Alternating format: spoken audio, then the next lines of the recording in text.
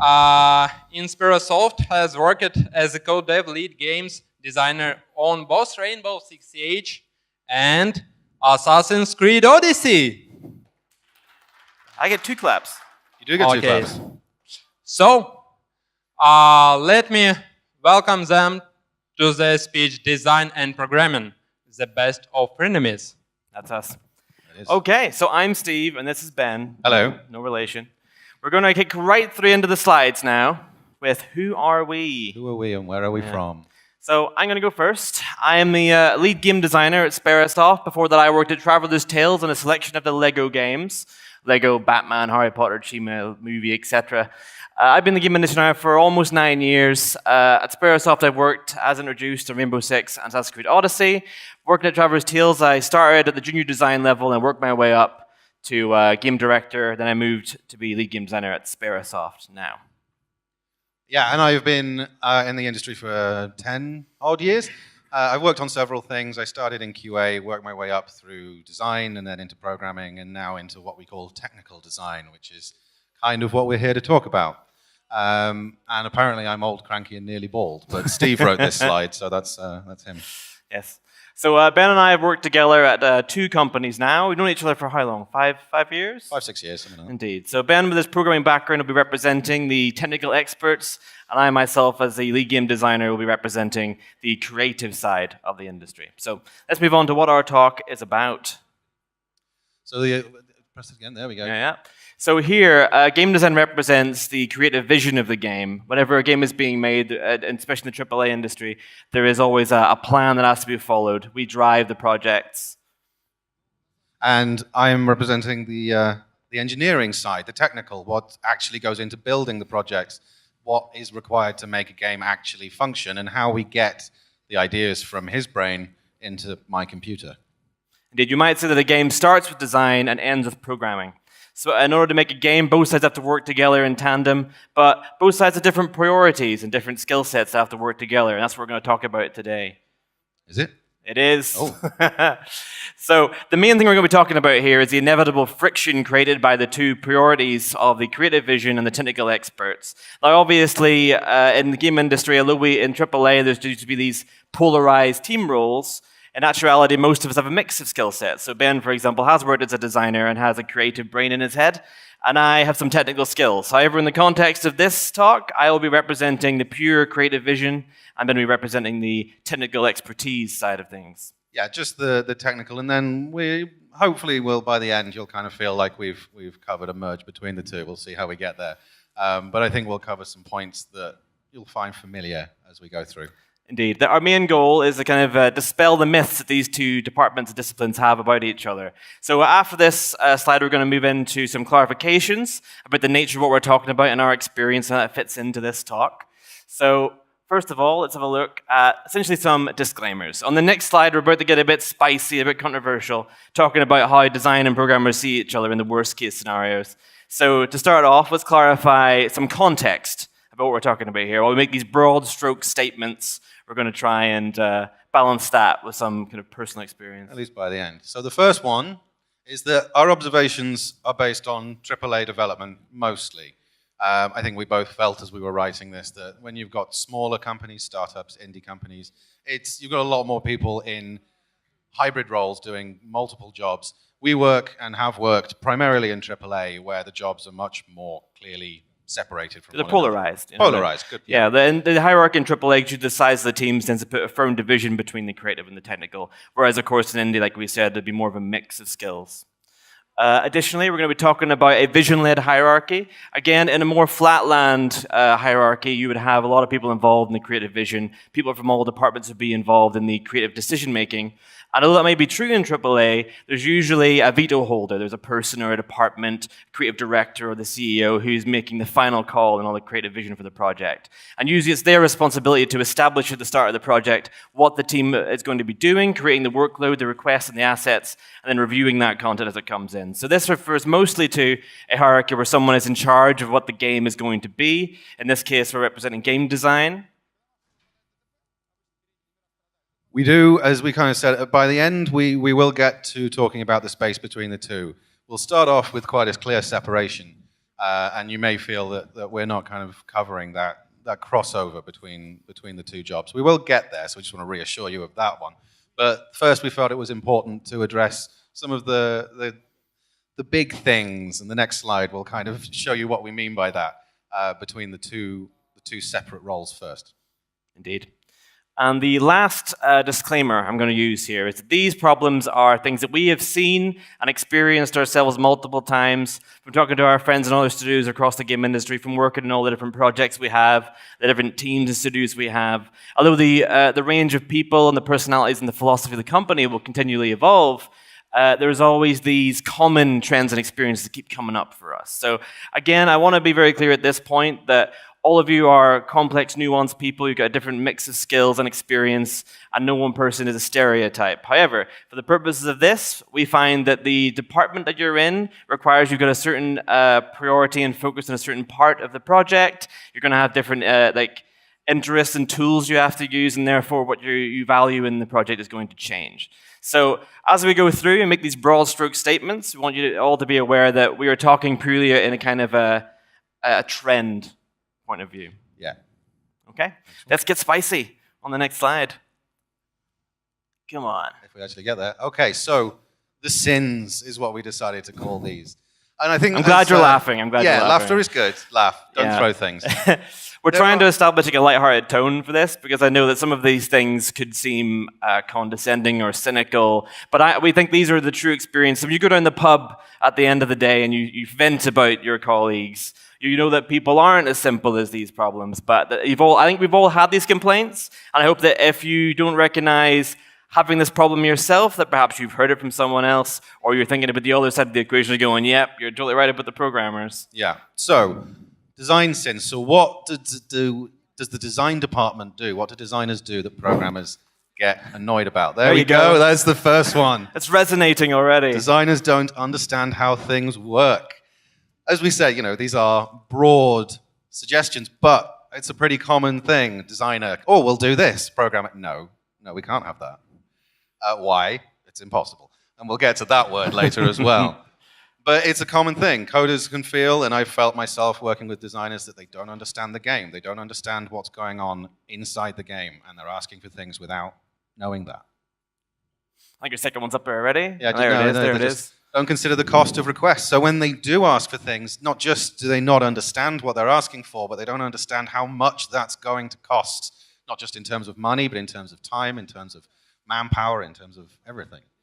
Don't provide clear instructions. So they don't understand how things work, they don't consider the cost, and the design document's got holes in it. These are all things that I've seen, and I can see a few heads nodding, which is reassuring. Yes, all the coders out there going, oh, designers. So, yeah, next one, please, Steve. Coming up.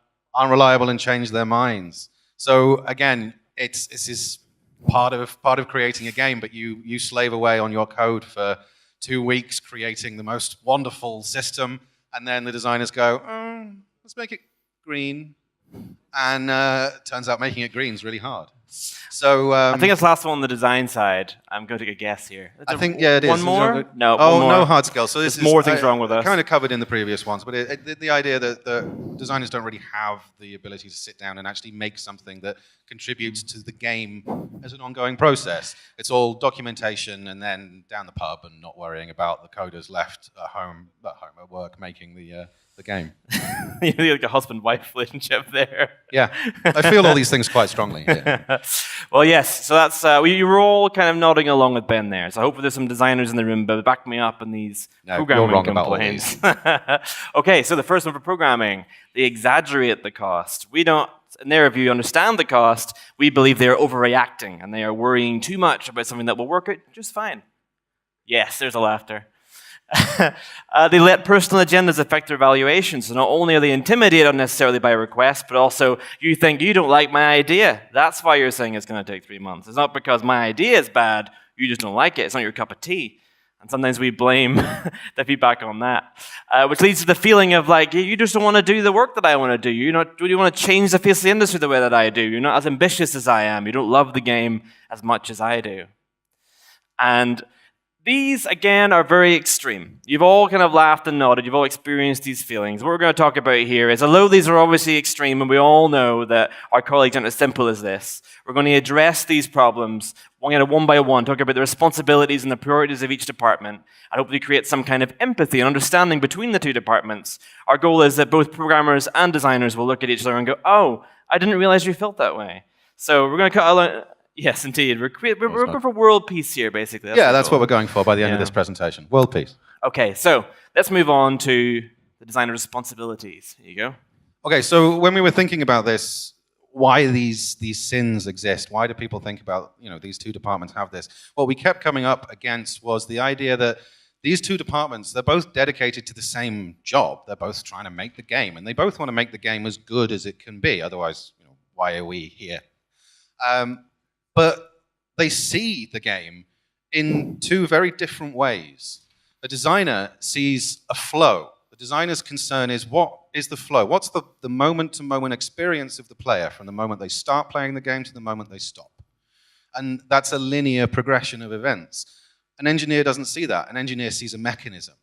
So where a designer sees a succession of levels with enemies that are placed in certain locations and are certain strengths and have certain tools provided to deal with them, a coder sees a lot of the same code being executed again and again in different situations. It's not a linear series of events. It's the same stuff happening over and over and over again. And those two different viewpoints change the way and the attitude to developing the game. And they can create some quite interesting collisions when you're trying to come up with ideas, you're trying to execute things, you're trying to build a priority list, and you're trying to put together the experience, and you're discussing what the experience is going to be at the beginning of development. Indeed. So I'm going to answer the question now of what do designers actually do in a team. So as Ben so graciously mentioned earlier, designers don't create content for the game. At least at my level, I've gone to a high enough part in the team now where I don't even touch the editor in most of our projects. I mostly just manage the team that does. I review their work. So assuming you do have a designer that has no hands-on tasks in the game, what is their responsibility? It's a pretty good job to have the ideas person, but they have a role to play as well, and often they don't do it fully because it's very difficult. So a designer's job is to communicate to the team what they need for the game. They're communicating to a lot of different departments, and all their pieces that they make has to work together for the final product. So our job is to give a very clear idea to not just what everyone's making, but why they're making it. So unfortunately, while doing this, while working through the experience the player is going to have, it is almost inevitable they make some mistakes. They leave gaps. And this isn't because they're slacking or apathetic or not paying attention. It's actually very difficult to think through every step of every system. So some things that can go wrong along the way of making one of these specifications for a feature or a product is, first of all, not thinking of all the assets that are required. So I often do a talk about how to be good at game design, and one of the for students and such. And one of the major things that I do is to talk about an example of a dog digging up a bone. And I ask the audience, what do you need to make this dog dig up a bone?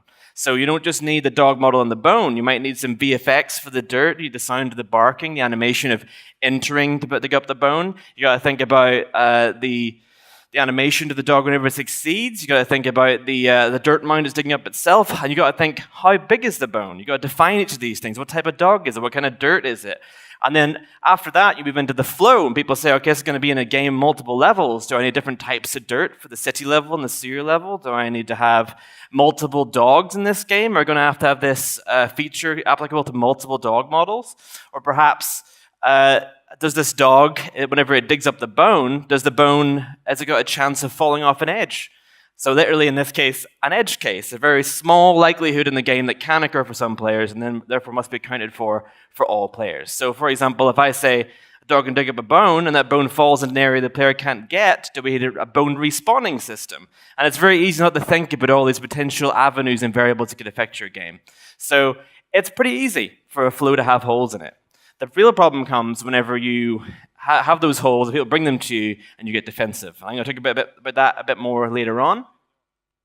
One big thing that designers do often say is, well, I've thought about this plan, and yes, I didn't tell you what kind of dog it was, but isn't it obvious? It's my favorite type of dog. It's a spaniel. Or obviously it's a normal human-sized bone. could be a dinosaur's head. What if There's the dog various is bones. digging on concrete? Oh, I thought it was obvious dogs can't dig on concrete. Not real concrete, designer. It's a game. So the question becomes, I thought that was obvious. Why wouldn't you use your common sense to fill that gap? Microphone just going a blip there. Common sense. Common sense is a phrase that drives me up the wall. You do hear it a lot. I think it was obvious. Use common sense, fill in the gaps for yourself. But it's a hole. It's a trap. And I think the programmers in the room would probably agree with me that when you use your common sense to fill in a hole in a design document, that just basically means you're going to be rewriting your code in a week's time. A designer's job is to communicate. And Steve is right. It is extremely difficult to write a design document that covers everything, that makes sure that you have all of the edge cases solved. But as a programmer, it is not our job to fill in those gaps. And having to go and chase designers or trying to fill gaps in themselves just results in wasted time and wasted effort. And this is where kind of we get to the point where designers and coders have to kind of work together. And we kind of cover this again in a bit. We're getting there. Yes, assumption is that everyone has a frame of reference. I'm just not using the right words. You're just skipping the slide completely. Just skipping the slide and moving straight on. Assumption is a risk. Yeah, all of this stuff, when it comes to writing code, when it comes to trying to create something from a document that was written by someone else, if any assumptions that you make are going to be a risk to having to rewrite things, to having to waste time, everyone has their own frame of reference. What you're imagining, while the designer may think it's obvious, it is not necessarily the same thing, and it's not just cosmetic stuff. Sometimes, to go use the dog with the bone example, what happens if the bone falls out of the reach of the player? I'm picturing a very specific dog, and it's a very specific bone as well. I've got like a clip art image in my head that I've not given to you. No, and I'm picturing a completely different set of events, and it's impossible. It's impossible. It's so difficult to describe, and it's so easy to fall into the trap of kind of going, oh well, just write it. But in the end, no, you can't just write it. It needs to be specified.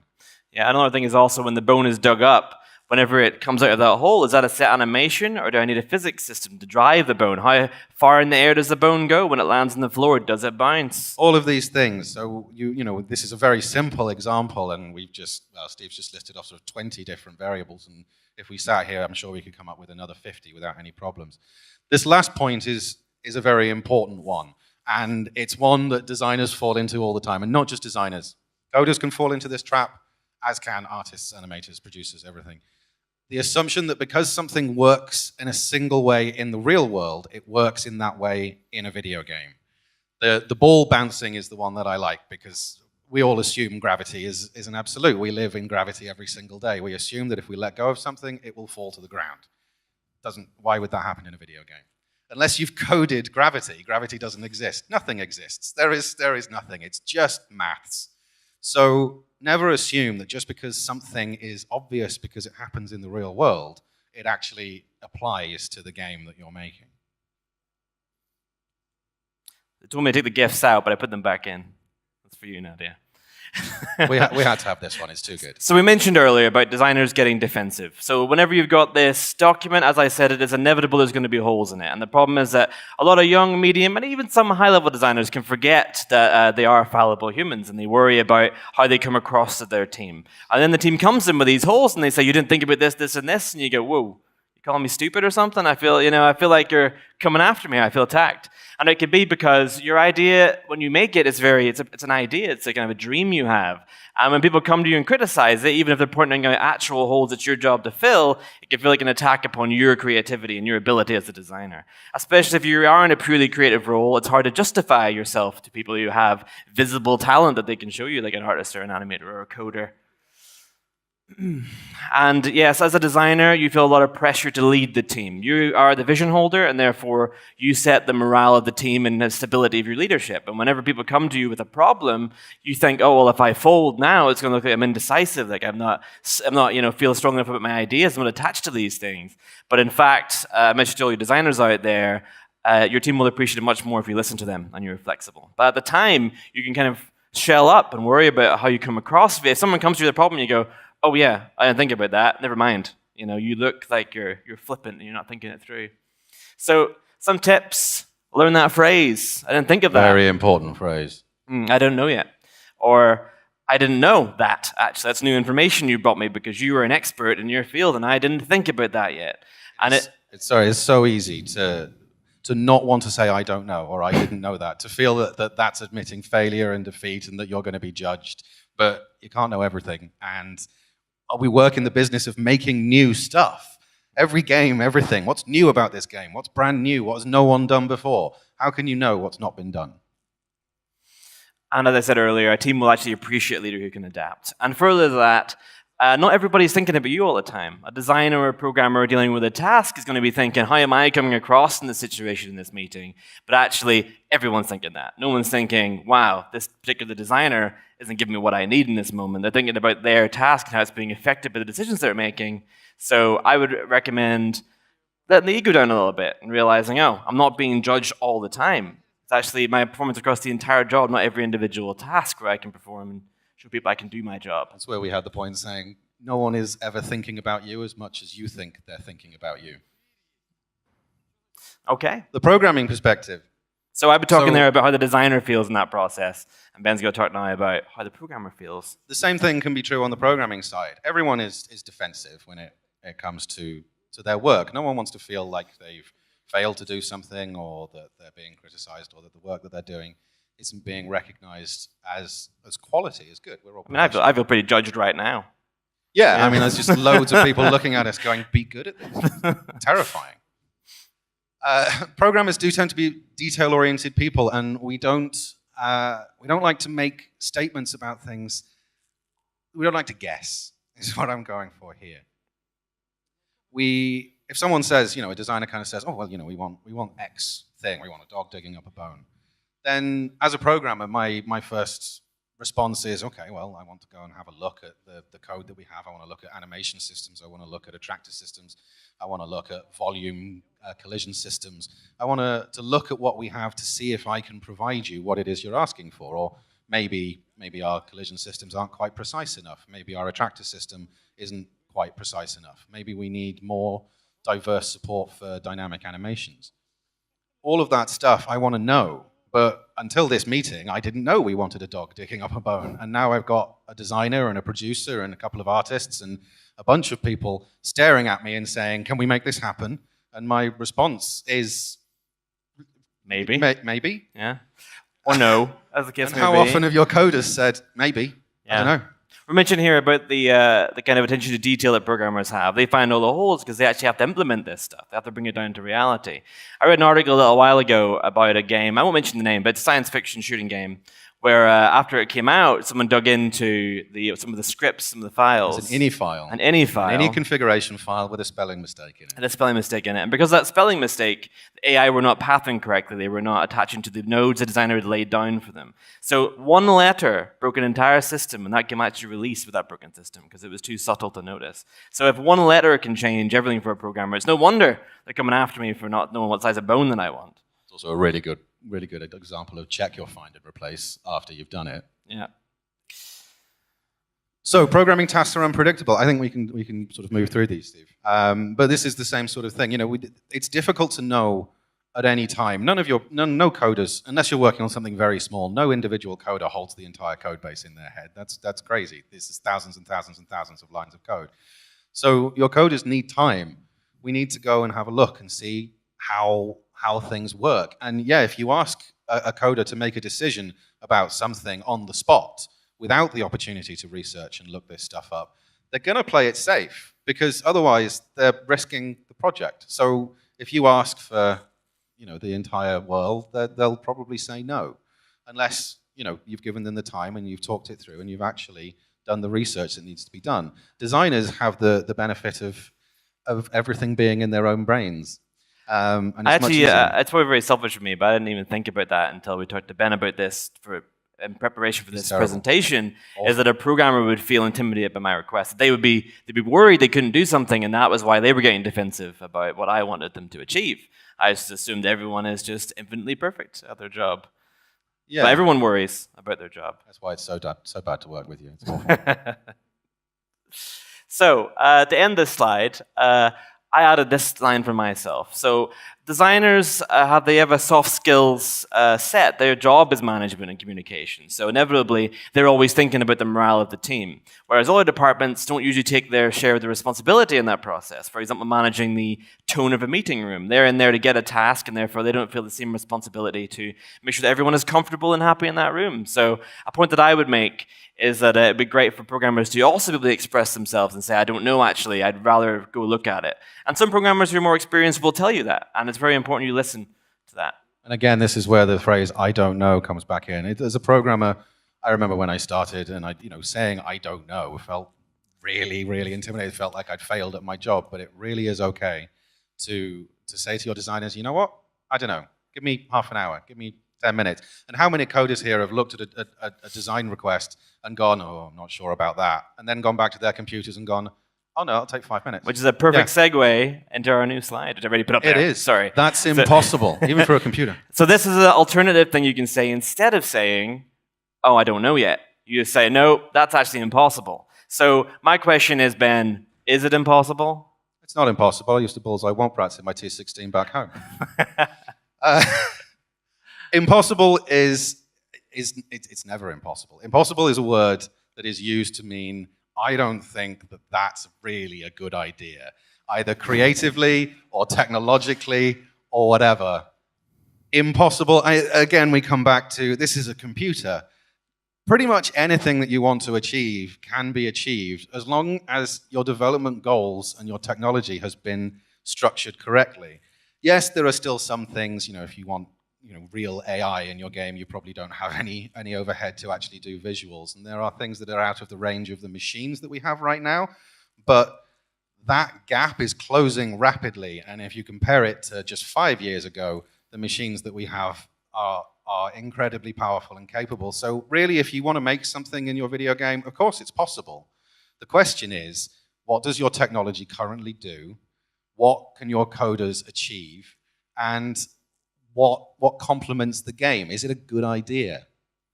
So yeah, coders, and I've been guilty of this in the past, and I think most coders probably have, saying, "Oh no, that's impossible," when what we mean is, that's really, really, really, really hard. You've just asked for something that goes against our entire shader pipeline. But the question in the end of do we rewrite the shader pipeline isn't yours to answer as a coder, it's the designers.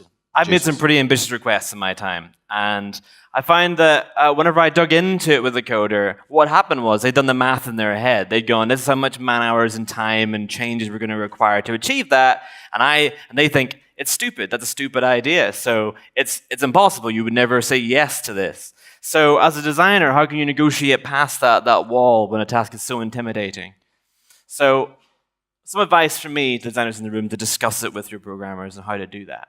First of all, don't try and tell them how to do it. This is a mistake I used to make when I was a younger designer. I had seen similar systems in the past, and I would say, hey, well, look, that exists. Why not just do it this way? Or I'd be semi-familiar with the way that a feature would be implemented previously, and I would say, well, why don't you do this, but that? And that's a mistake, because when you say how, programmers normally assume that it is part of the specifications to work that way. And this is where we get designers don't know how things work.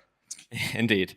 But we sometimes know just a little bit, enough to be dangerous. That's the problem. Enough to be dangerous, yes. Yes. The other thing is, they've done the math in their head, as I've said. Ask to see that math. Why is it so ridiculous? They can tell you, they can break down, oh, it's ridiculous because it's going to take us 4 or 5 months and 20 people, Or perhaps we have to cut all these features from the game to make that work, or we have to swap engine. But here's the thing. It is entirely possible that you want to do that you're willing to do that. As the leader of the project or the company owner, perhaps you are willing to do that ridiculous thing. We had an anecdote that we're going to skip because I think we're getting short in time a little bit. Quick, yeah. But and very short, basically, the Matrix, bullet time, all those cameras. Think about how much effort it took to create that effect of a camera moving around a person. How many people must have interrupted and said, why not use less cameras? Why not have less angles, a shorter shot? Why not have a normal camera spinning around? Why not animate it? But they said, no. We want this system with a million cameras. How many cameras? Yeah. Well, it depends on the shot, but there's 150, 200 cameras, still cameras, and the Wachowski said to Warner Brothers, no, we need to do this. And they ended up with one of the most iconic sequences in cinema history. But on paper, ridiculous. Some buildings out there, weird shapes, and architects were like, build this. The builders went, why? Why not just make it a square? Squares exist, you know? This is where the creative has power over the technical. Indeed. Perhaps I want to make that sacrifice, so ask to hear the math. The next thing is, ask for the core goals. You give a task, you give all the details, but perhaps you only want to achieve a very particular thing. I worked on a game, Lego Marvel's Avengers, on the handhelds, on 3DS, and we wanted to do open world, the same scale as the cities in the console version.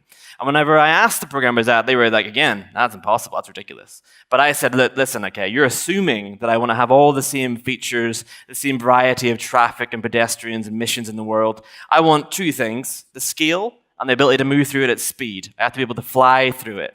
So the speed of loading and the size of the world was what was important. And the artist came to me and they said, it's going to be ugly. We can't do it pretty. And I said, well, look, that's a sacrifice I'm willing to make. I was willing to have a lower budget for the art in order to make the world load faster because the experience of flying was more important than the art detail. But they had assumptions attached to what it was meant to be like. Another example I want to give for the next one is compromises. They were surprised I was willing to compromise on the fidelity of the world. They thought that was a necessary part of the idea. But I went, no, I will compromise on that. We also worked in a game, it's a AAA shooter, which I can't talk about in detail, but essentially we wanted to do an ability where you could create a copy of yourself. And originally we said we wanted a copy of the character, and the programmers, the tech team went, that you can't have more characters on screen, we're maxed out, the budgets will not allow it. No more characters, that's impossible.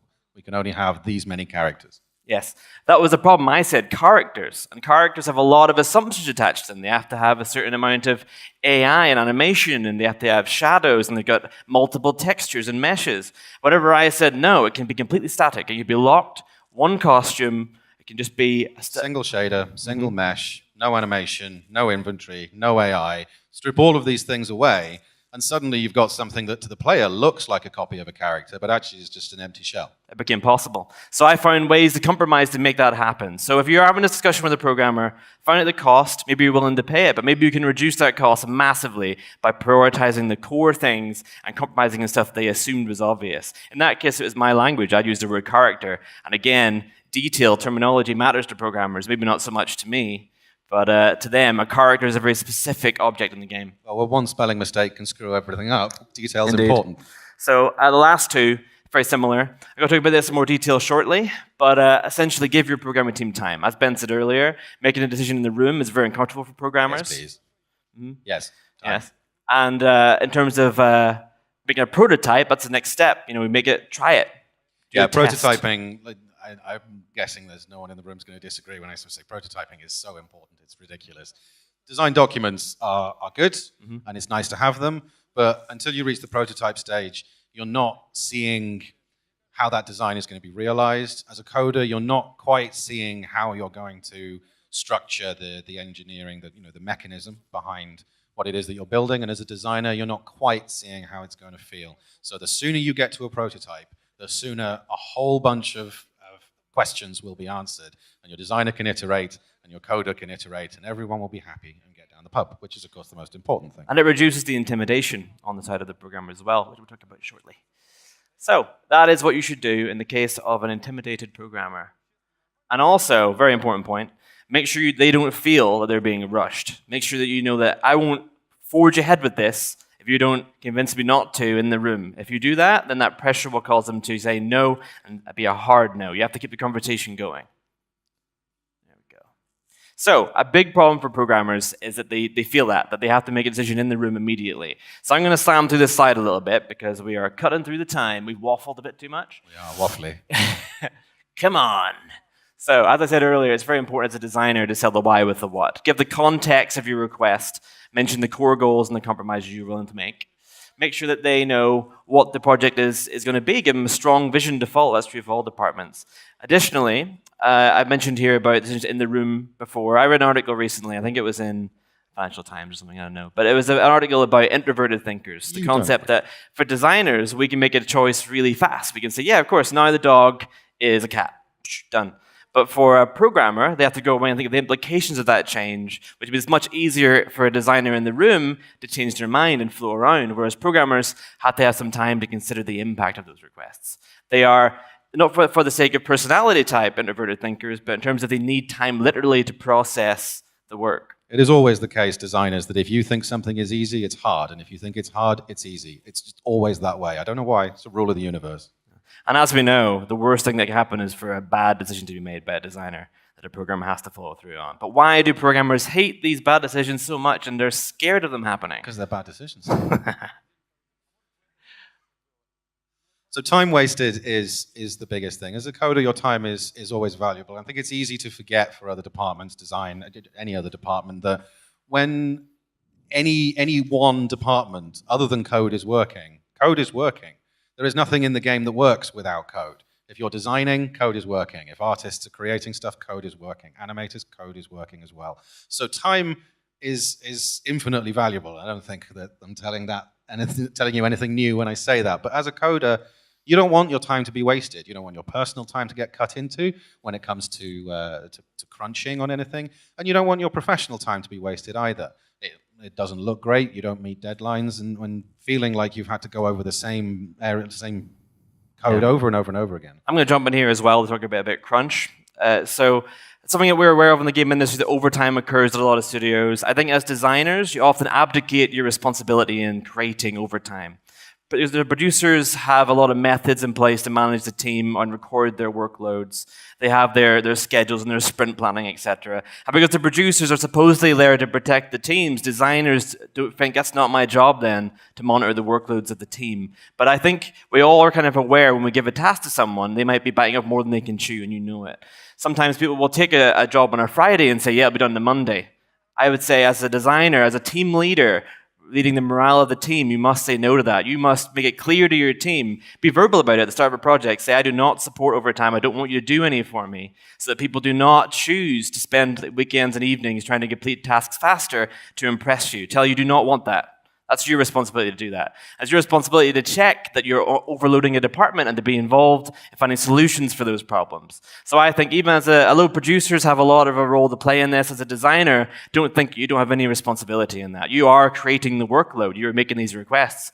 And until a programmer or any other department can negotiate a feature's complexity with you without being worried that if they lose the battle, they'll be spending their weekends away from their children, then they'll not be able to get a true answer from you. So not just lose the battle, but feel like they're fighting against the quality of the game. Feel like the team is going to look at them and go, "Oh no, you just want to do something quickly. You don't want to have to worry about the quality of the game." And it's just, if you're asking your animators for 10 animations, then a coder is going to have to come along and make sure the animation system supports all of that and the toolchain supports all of that. So if you've created overtime for your animators, your artists, your designers, your sound producers, anyone, you've probably created overtime for a coder as well.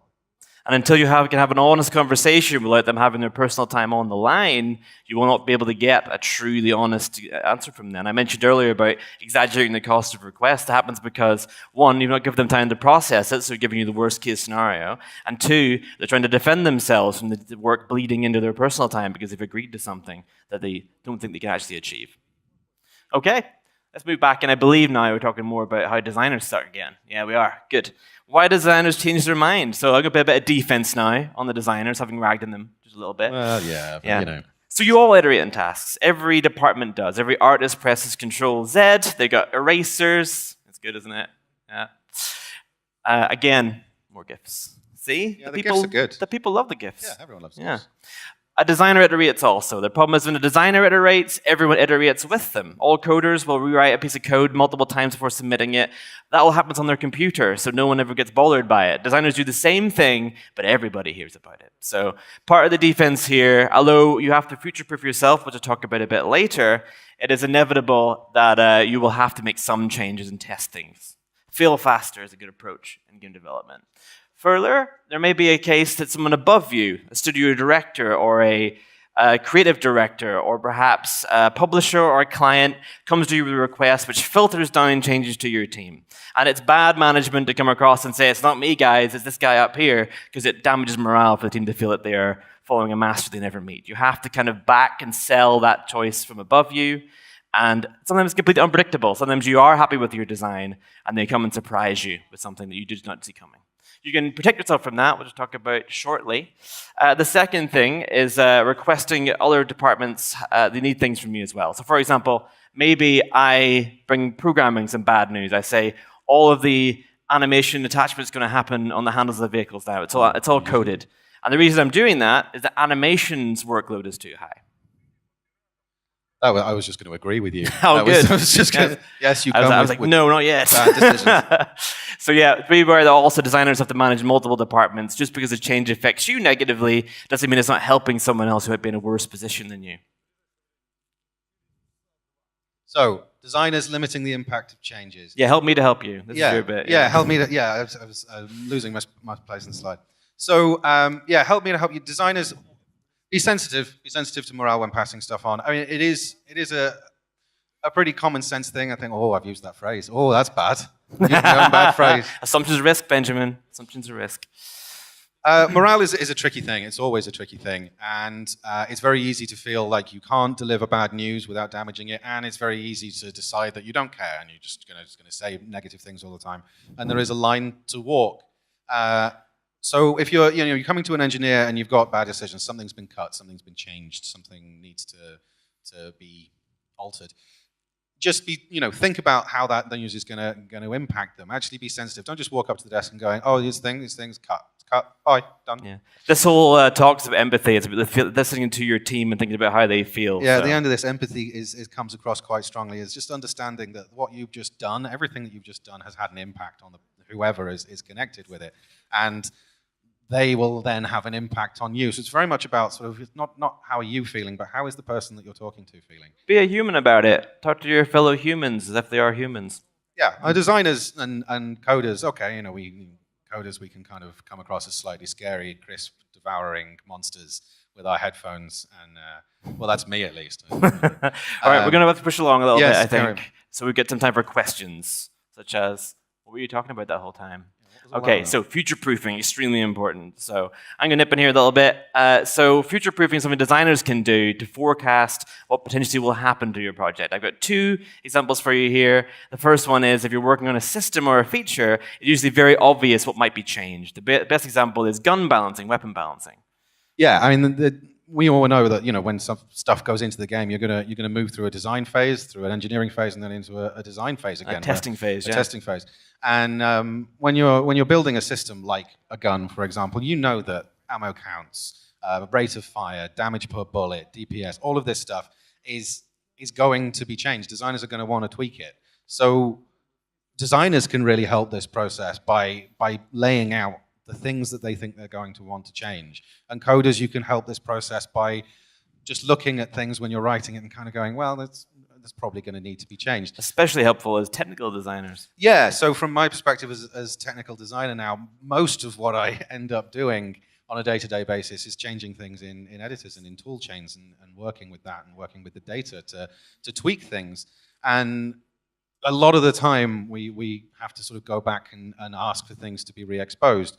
And what can really help with this when you're building tools and engines and technology is actually building a middleware that allows you to, your technical designers, to expose variables coming out of your code without actually having to go back to your coders. An editor for your engine, right? An editor for your engine, yeah. Indeed. So, and the other thing you can do for future-proofing, top tip for designers, if you're working with someone above you, like that creative director or company owner I mentioned, then you can get to know them. You can get to know what they're focused on. I worked with a designer who was obsessed with rate of fire, and I knew that was the thing most likely to change. So I was able to tell the audio guys, don't do that rate of fire sound yet, because I know that's going to change. Or you might see someone who is obsessed with like the suspension of a car. That happened once. And it's basically good to kind of prepare yourself for changes that you know will probably come down the pipeline. And if you tell your programmers that's probably going to change, they can make the code more flexible. Is that Yeah, and then this comes down to conversation. Lots and lots of conversation and being open and not saying, I can do this, or I don't know how to do this, and getting feeling stuck to the idea as soon as it's delivered to you, but actually kind of saying, what about this? What about this? Can we do this? Can we expose this? If we change this bit of it, will that work better? Can we actually have this conversation and not just feel like you're being dictated to?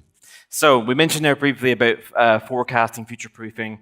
I mentioned about technical designers. So what we're going to do now, as promised, I'm going to talk about hybrid roles. People here half in the design and half in the programming, or at least technical implementation bucket. Yeah. So I'm going to open this slide up, talking about basically designers who work in the editor, probably the most common version of the hybrid. which is, I mean, I've done this role myself. Junior designers especially tend to have some kind of editor role. And there are advantages and disadvantages to this. So one upside is that because you're familiar with the tools, you can actually do your own iterations. I mentioned earlier about exposing variables. You can do all the balancing and tweaking yourself. You don't have to keep going back to the programmer and saying, this car is too fast, make it slower, please. And you can actually expose it and do it on your own machine and give them the value that you want. Also, you get to see your impact of your changes. So all of a sudden, you do understand what you're asking for. Secondly, you show that you can actually do things and contribute to the project. And although perhaps it is unfair, this does improve your standing with the programming community. I think you can maybe disagree with me, but I think programmers think a designer who actually works in the editor and get his hands dirty is somehow slightly more respectable than someone who's a pure pie-in-the-sky ideas man. I've worked in editors. I was in QA once. Not here. And a fantastic thing that can happen, which I kind of miss actually, because I don't work in the tools anymore, is by looking at the tools and what they can do, you can actually be inspired to do something new in the game, and that's a huge advantage. And I'm sure anyone working in indie right now knows about. You add a feature to your game because you realize, I can achieve that. And unfortunately, whenever you don't have any involvement in the tech, you can't actually be inspired by the tools that you already have. You always end up asking for new things. Some downsides. Unfortunately, because you are slightly informed but not a programmer, you might misuse some terminology, for example. This is a big one when someone says, oh, let's just put this in an array. And you go, you don't mean an array, you mean a dictionary. But you don't know what a dictionary is, so we know you mean a collection. If you're not sure about these things, then just don't use this. Don't say try and use technical terms. Just kind of say, oh, we need these things all together in this space. And you, as the person who's done the work and is qualified to understand how these things go together, will let you make those decisions. Designers aren't trained technical experts, so they may be careless or reckless inside the tools. Once you give them some access to the tools, they might be aware of the full implications of what they have changed. Further, although you do now have designers doing iteration, thus reducing the workload of the programmers, usually it creates a brand new department who have to create the tools for the designers to use, because they can't use the actual code. We can't handle it. We need friendly interfaces, and then all of a sudden those interfaces have to be managed all the time. And the importance of tools is an entirely separate presentation, but every time we've done this, I've said this line: if you don't have a tools department, get a tools department. It's just need one. It's done. Okay, cool. And the last type of hybrid, and we're close to the end.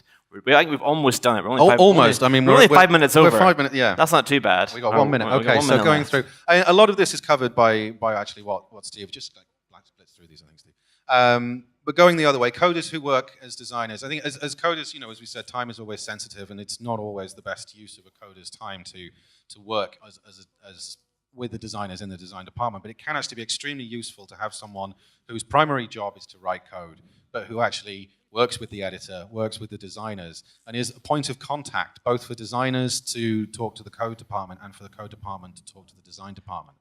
In fact, like some indie developers here might be thinking, why can't programmers do the design? That's what I do. I'm a one-man band.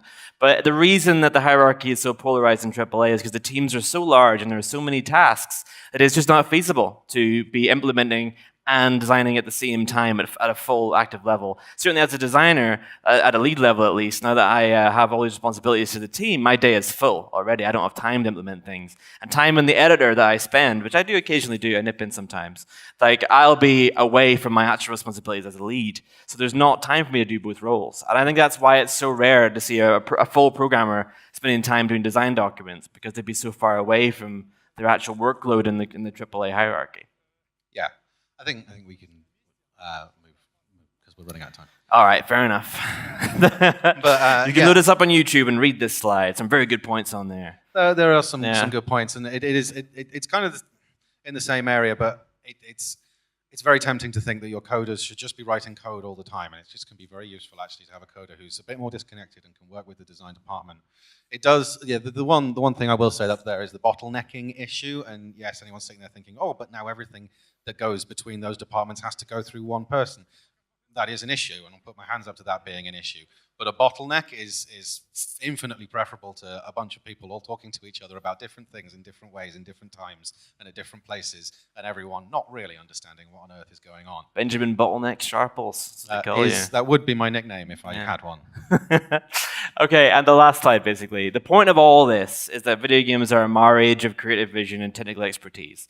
This quote opens a gallery in London currently. It's from the director of the NYU Game Center, Frank Lantz. And it suggests that video games are an opera built of bridges. It combines architecture and construction with kind of a dreamlike, idealistic idea. So, idealistic idea, write that one down. Yeah, it's good. And as such, both these sides have to work together perfectly. And in AAA, with them being so separated, it's important that we understand each other. That's the kind of message here. Have a think about what your designer and your programmer feels, and hopefully we won't be down at the pub venting like the sin sheet. Yeah, everyone will be down the pub together, drinking heavily like we're supposed to. Oh, are we going to? Yes. Thank you very much. Thank you.